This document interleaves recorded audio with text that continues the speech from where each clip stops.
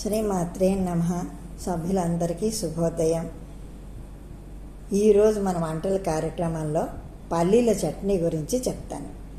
దీనికి కావలసిన పదార్థాలు: వేరుశనగ గుళ్ళు 2 కప్పులు, కొబ్బరి పొడి 1 కప్పు, పుట్నాల పప్పు 1 కప్పు వేయించినవి, పచ్చిమిరపకాయలు 12, నూనె 2 టేబుల్ స్పూన్లు, జీలకర్ర ఆవాలు 1 టేబుల్ స్పూను, ఎండుమిర్చి 3, పచ్చి శనగపప్పు 1 స్పూను,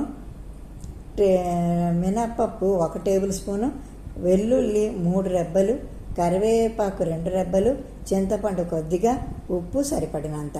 తయారు చేసే విధానం: వేరుశనగ గుళ్ళు వేయించి ఒక బౌల్లోకి తీసుకొని పక్కన పెట్టుకోవాలి. ఒక గిన్నెలో కొద్దిగా నూనె వేసి అందులో పచ్చిమిర్చి, వెల్లుల్లి, జీలకర్ర వేయించి పెట్టుకోవాలి.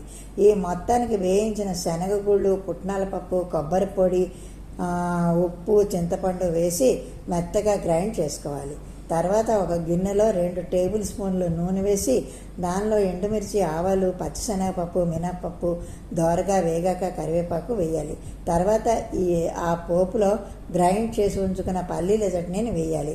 ఈ పల్లీల చట్నీని రాగి ముద్దలో కలుపుకొని తింటే చాలా బాగుంటుంది. రాయలసీమ వాసులు రాగి ముద్దలోకి ఇలాగే పల్లీల చట్నీని చేసుకుని చాలా ఇష్టంగా తింటారు. అందరికీ అర్థమైంది అనుకుంటున్నాను.